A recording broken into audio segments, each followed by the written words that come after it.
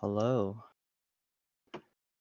So I am just getting the seed right now because I'm running this on Tico's computer currently.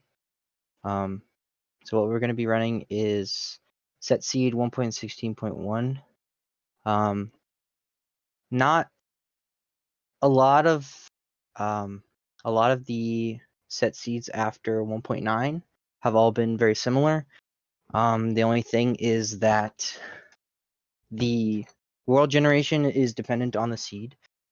It's dependent on the seed and the version. So this seed will only work on 1.16.1 and is the current world record seed. So that's what we're going to be running on. All right.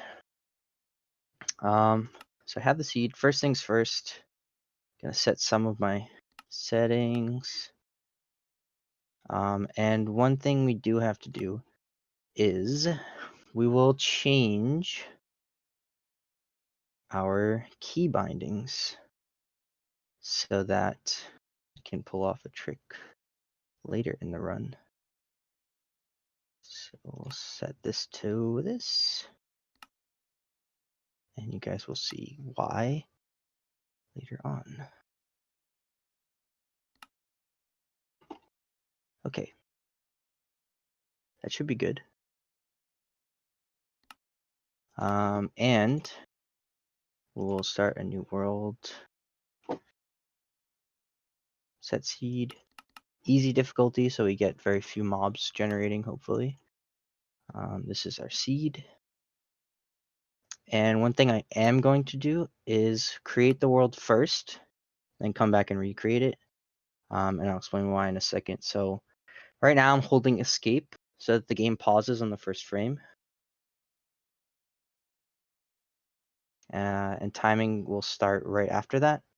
But right now you'll see when I first start the game and hold escape, I don't really see anything. It's just kind of gray because the game hasn't started loading yet.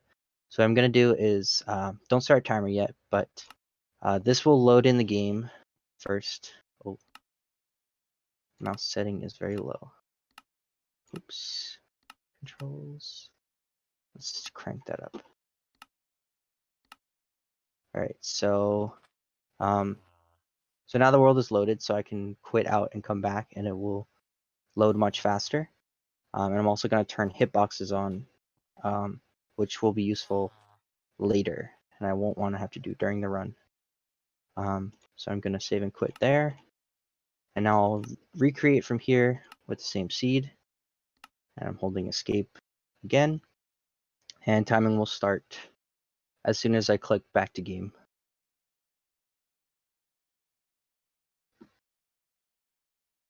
So now, as you can see, everything's already loaded, and timing has not started yet. So 3, 2, 1, go. All right, so first things first, I'm going to collect some food for safety in this run. And so how we're going to defeat the Ender Dragon is with beds. So the way we do that is just by looting this village right here. I am getting a lot of beds. It is possible to kill the Ender Dragon with only 4 beds. But I'm going to collect 8 just so that I don't mess up. So what we're going to do here is let's reorganize my inventory.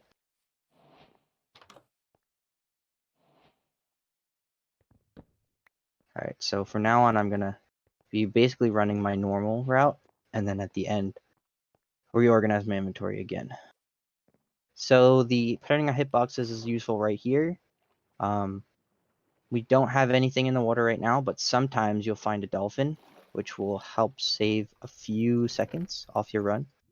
I'm collecting a bunch of stuff here out of that chest that just happens to be there. Reorganize my inventory. And now we're gonna parkour through the nether to exactly where we know the completely filled end portal is, because that's how set seed runs. And not die here.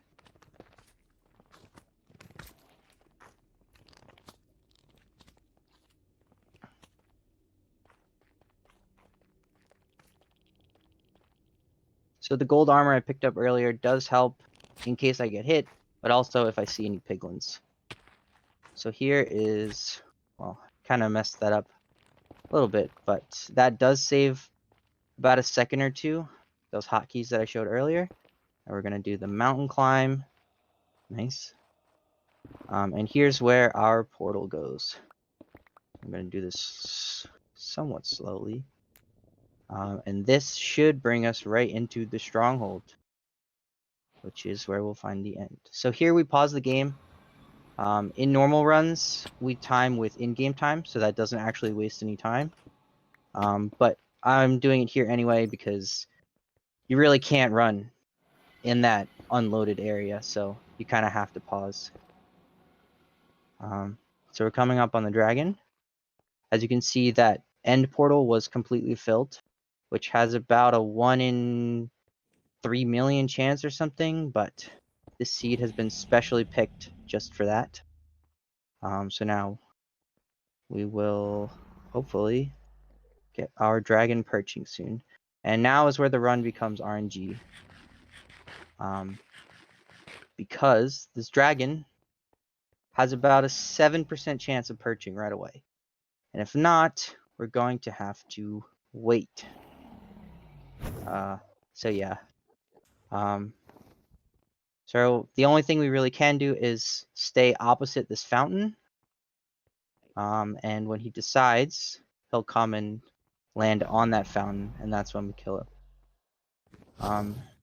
And in case it's not clear, if you try to sleep in a bed in the end, it blows up.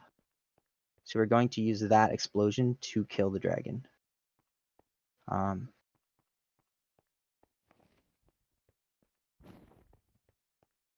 So hopefully we'll see this soon. When it starts perching, it's pretty obvious most of the time, but I'll point it out when it does happen. And another thing, the hitboxes help a lot here to not only see the dragon's breath on the floor, but also to see where the head of the dragon actually is. Oh, there's the perch. You see it kind of flicked back really fast. All right.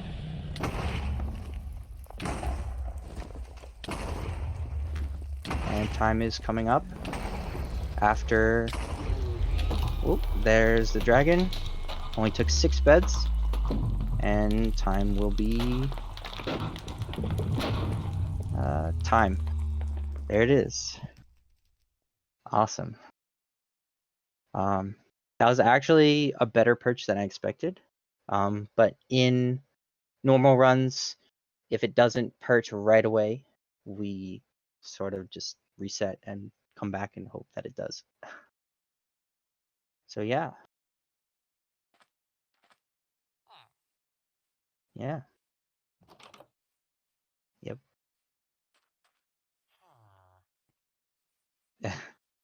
Yeah.